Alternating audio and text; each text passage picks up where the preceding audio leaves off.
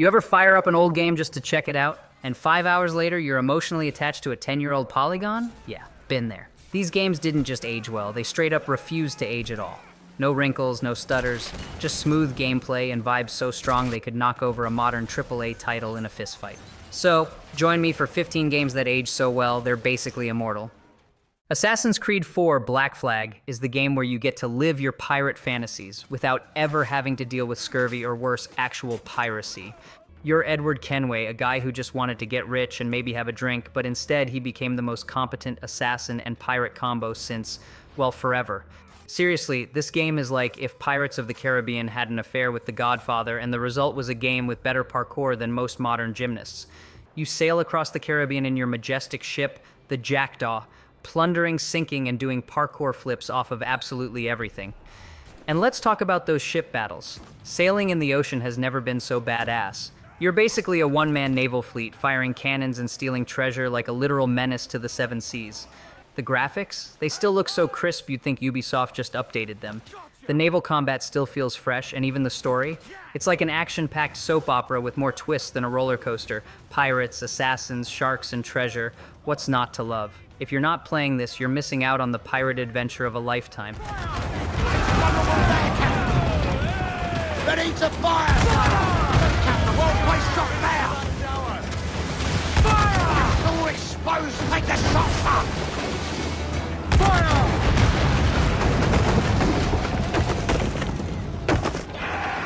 She's foundering!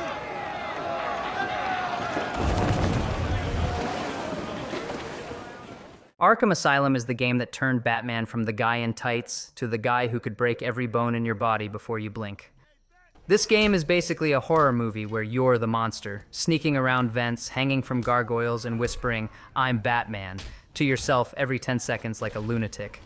The combat system? Still the smoothest thing since buttered silk. It aged so well it might be Benjamin Button in disc form. And those fear takedowns? I've never felt more powerful while crouching. Even Joker's face still looks high-res enough to haunt your dreams. Honestly, Arkham Asylum doesn't feel old. It feels like it's been doing push-ups in the Batcave for the past 15 years, just waiting for you to come back. And the best part? You can punch a guy in the face and then immediately disappear like a shadowy dad who went out for milk in 2009 and never came back. 1010, still the GOAT of superhero intros. You hit like a girl!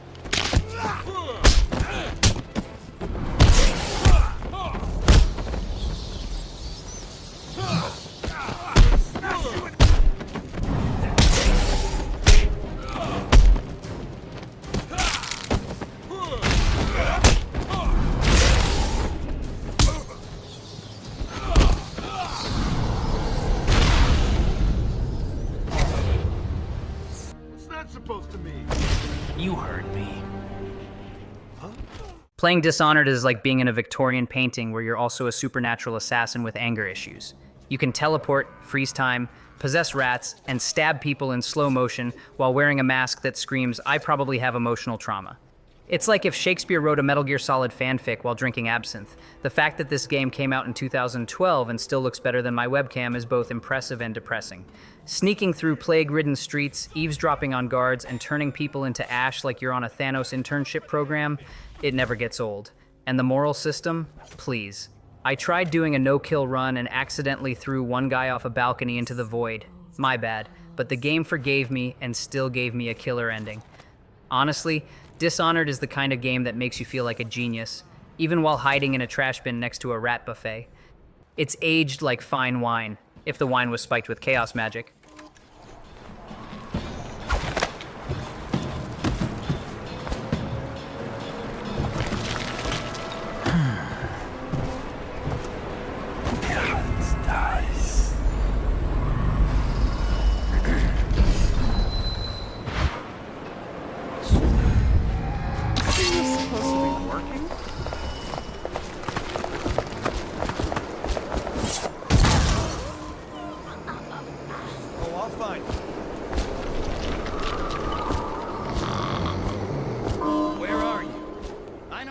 Far Cry 3 is the game where you go from frat boy on vacation to full-blown jungle warlord in under 6 hours. You start off getting kidnapped, then tattooed, then suddenly you're dual-wielding flamethrowers and hang-gliding into enemy camps like Rambo's chaotic cousin. The island is supposed to be a hellhole, but honestly, I'd live there. Voss, the villain, is so charismatic I kinda wanted to be his friend until he started monologuing about the definition of insanity for the 7th time. But hey, he's still more coherent than half my group chats. The game may be over a decade old, but it handles smoother than some recent releases. Plus, lighting an outpost on fire and watching the chaos unfold never gets old. I booted this up recently and accidentally played for 5 hours straight without blinking. It's got everything. Drugs, explosions, questionable morality, and surprisingly deep character development. Basically, it's Breaking Bad Island Edition, still a certified banger.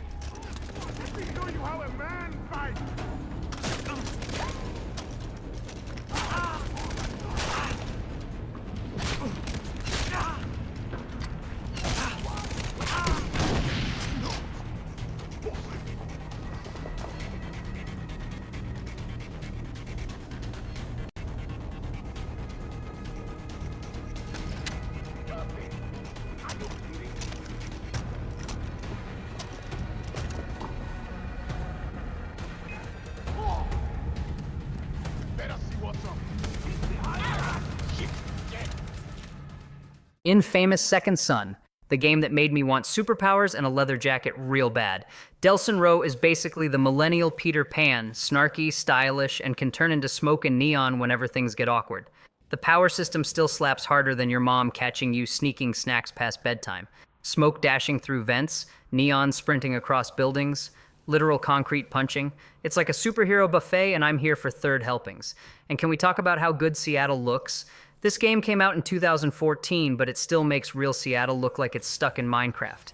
I revisited it recently, and the reflections on the puddles alone made me tear up. The dialogue is cringy in the best way, like your cool cousin who learned sarcasm yesterday. Second Son doesn't just hold up, it grabs you by the face, shoots lasers out its fingers, and says, "I still got it, punk." And you know what? It really does.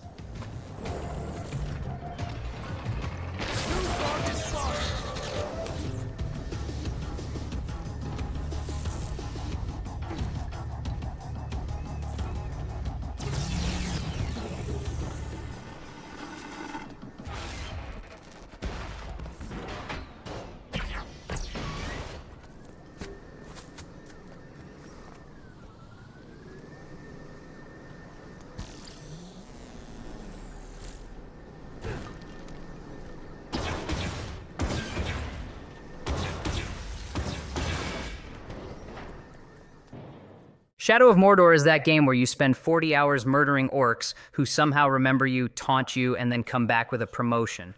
Like, bro, I literally decapitated you 20 minutes ago. How are you now, Grom the Unbeheaded, slayer of mild annoyances? The Nemesis system is so good, I wanted to hire it for HR. Every time I got stabbed by a one-eyed goblin named Snarkfang the Moist, I swore revenge, and then somehow ended up attending his orc promotion ceremony out of spite. Combat-wise, it's basically Batman with a sword and an even worse sleep schedule. It's 10 years old, but still swings smoother than a parkour elf on Red Bull. You get ghost powers, chain kills, and the ability to mind control Uruks like it's Pokemon but evil. Honestly, Mordor never looks so good. Even the volcano in the background looks like it's just chillin', silently judging your orc murder spree. It aged so well, I'm convinced it drinks Ent Draft.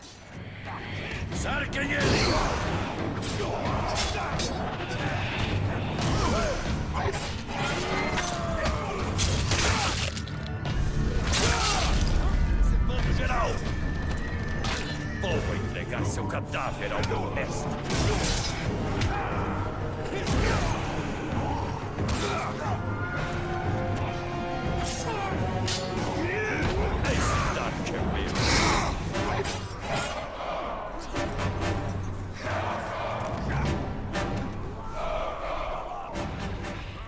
Mirror's Edge is the only game that made me feel like a free-running parkour god, right before I fell off a building for the 47th time. The art style is so crisp and clean, it looks like IKEA designed the apocalypse. You play as Faith, a woman who literally sprints through capitalism and drop-kicks security guards like a vegan ninja. There's no HUD, no clutter, just you, a red pipe, and a whole lot of anxiety. And let's be real, the soundtrack still slaps harder than a landlord's rent hike. The game said no guns, then immediately handed you a SWAT rifle and watched as you panicked, missed all your shots, and threw it off a rooftop out of guilt. The platforming, pure bliss. The combat, slightly confusing ballet. And the visuals, still cleaner than my browser history after incognito mode. Mirror's Edge didn't age. It stayed in cryostasis like a futuristic gazelle waiting for you to trip on an air vent. Gorgeous, terrifying, and still fast as hell.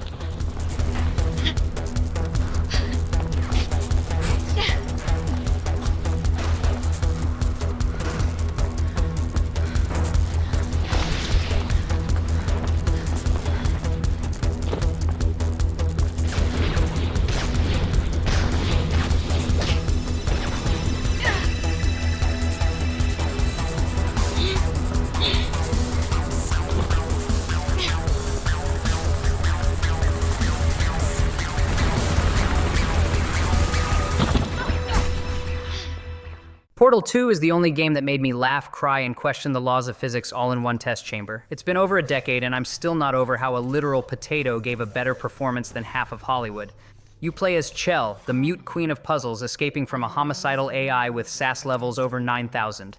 The puzzles? Genius. The humor? Sharper than GLaDOS's passive-aggressive insults. Wheatley? A lovable moron who somehow ruins everything, which is honestly relatable. And let's talk about those gels, bouncy, speedy, and sticky in ways I'm legally not allowed to elaborate on. This game is cleaner than a lab rat in a hazmat suit, and even now it looks and plays like it was developed by time-traveling wizards from the future. If you haven't replayed Portal 2 recently, do it. It's like comfort food for your brain with just the right amount of existential dread and laser death. Portal 2 didn't age, it ascended.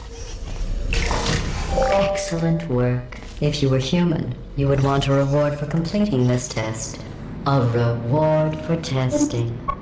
At least the plants didn't want a reward.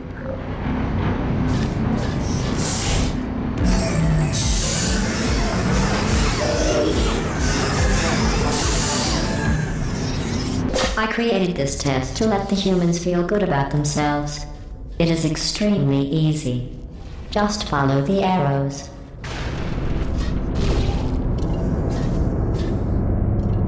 I'm sorry. The arrows seem to have rusted off. Good luck. The Forgotten Sands is the game everyone forgot, which is tragic because it still rocks harder than a sandstorm on steroids. You play as the Prince, aka Royal Parkour Acrobat, Time Wizard, and Accidental Property Destroyer, jumping through palaces like you're allergic to the floor. The graphics still look majestic, like an ancient Persian Instagram filter, and the combat? It's like doing ballet with swords while yelling in slow motion. Add in the time rewind mechanic and boom, suddenly every mistake you make becomes a stylish learning opportunity or at least a great excuse to shout "do over." It's got puzzles, elemental powers, and enough wall running to make Spider-Man jealous. Honestly, this game's only crime was releasing between two massive Assassin's Creed titles, so it got buried faster than Ancient Treasure. But go back and play it today. It's smoother than silk and still makes you feel like a magic ninja prince with commitment issues. Forgotten? Maybe. But aged like a royal wine cellar.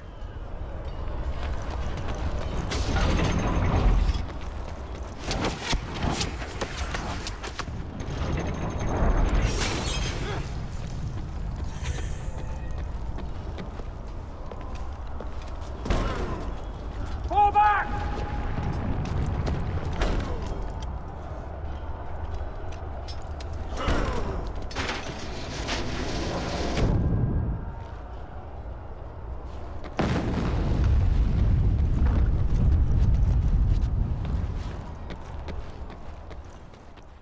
Remember Me, ironically, a game everyone forgot but absolutely shouldn't have. It's a futuristic mind-hacking adventure set in a neon Paris where you don't just beat people up, you remix their memories like a DJ with emotional baggage. You play as Nilan, a badass memory hunter with more style than your entire wardrobe combined. The combat system is like choreographing a fight scene in a dream. Custom combos, time-based dodges, and the ability to manipulate people's trauma until they question their life choices. Dark? Yes. Fun? Also yes. The game may have flopped at launch, but it's like that cult movie everyone suddenly claims to love 10 years later. Graphically, it still looks like Blade Runner and Mirror's Edge had a baby that listens to synthwave. I recently replayed it and was shocked. This game didn't age, it just hid behind a neon bush and waited for the future to catch up. It's underrated, over-designed, and totally worth a revisit. If you can remember it exists.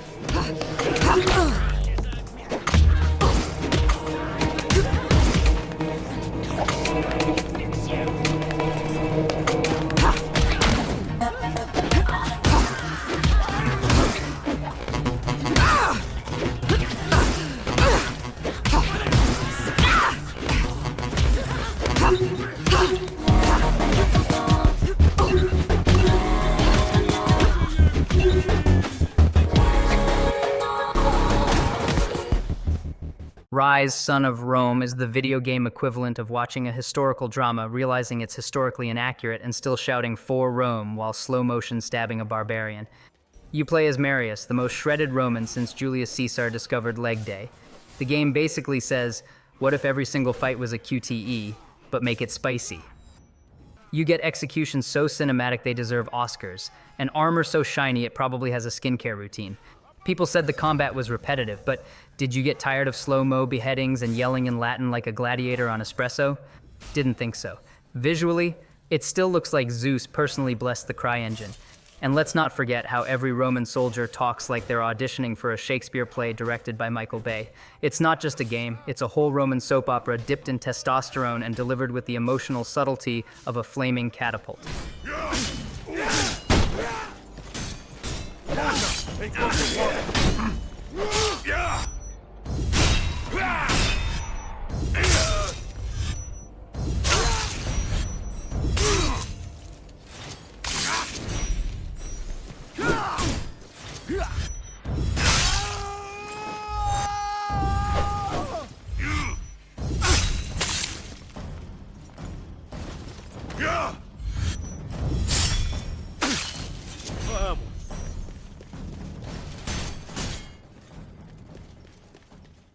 Saints Row 4 is the fever dream of the open-world genre where the developers just said, what if the president had superpowers, alien invasions, and dubstep guns?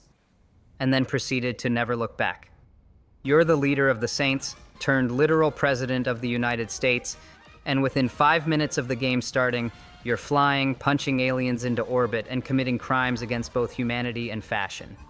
The game looks like a Hot Topic exploded inside the Matrix, and the soundtrack alone could raise the dead from sheer hype. Remember the scene where you run naked through a spaceship while the touch plays? Yeah, it happened. It's real. You didn't dream that. This game didn't age. It just got weirder with time, like a fine wine left in a lava lamp. It's stupid. It's genius. It's the only game where I've ever fought off an alien overlord while inside a virtual world inside a virtual world. It's Saintsception, and I'm here for it.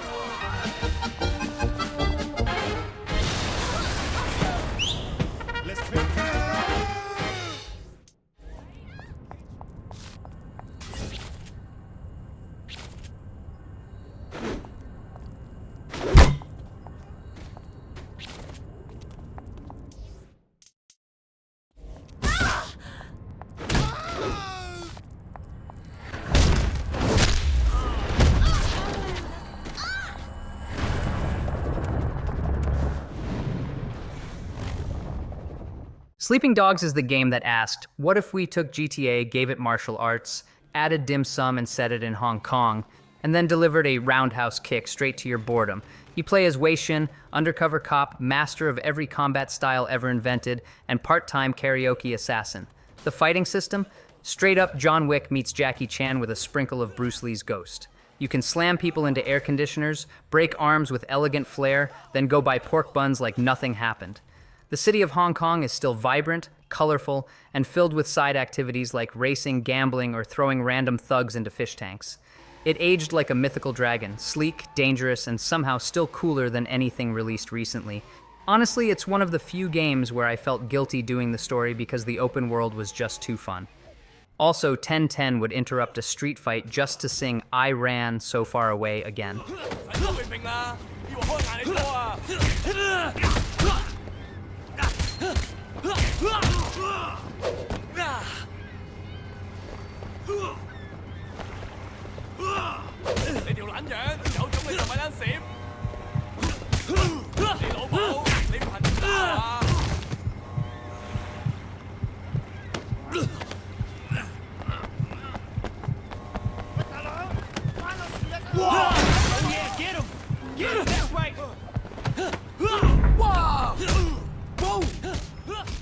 Tomb Raider 2013 is the game that took Lara Croft, turned her from a polygonal relic hunter into a cinematic survival badass, and made you question how much trauma one archaeologist can take.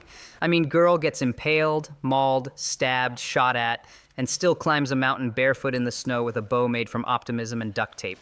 This game looks so good even now you'd think it came out last Tuesday. The environments? Gorgeous. The explosions? Abundant. The enemies? somehow always one step behind a teenage girl with a grudge. You spend half the game solving puzzles in ancient tombs and the other half lighting everything on fire like you're Lara Arsonist Croft. The camera angles, cinematic masterpieces, the voice acting, chef's kiss, and those stealth kills with arrows, deeply satisfying in a please don't look at my search history kind of way. Lara didn't just survive, she thrived, and this reboot still holds up better than my willpower in a Steam sale.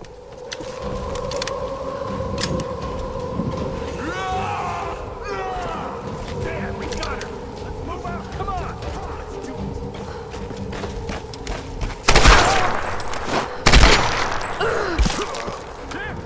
Can't hit her! We gotta protect the tower! Stop her at all costs! Ah, come on! Get some fire over there! I got her! What the hell? She's still alive!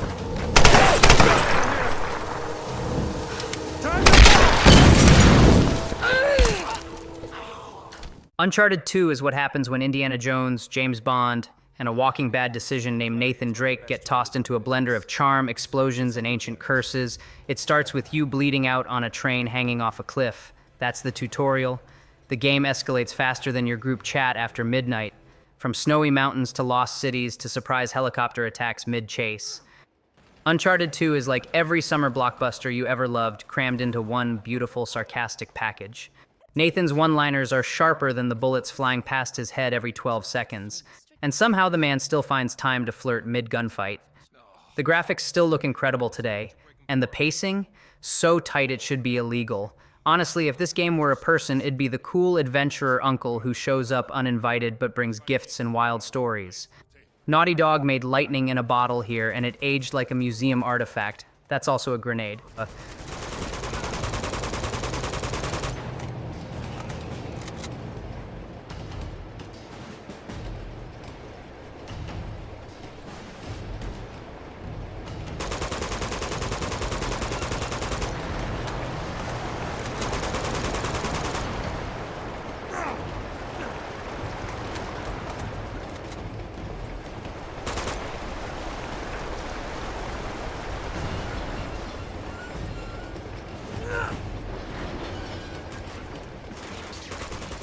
And that's the list. 15 games that told aging to take a hike.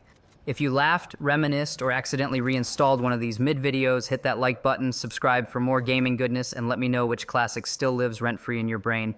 See you next time. Peace.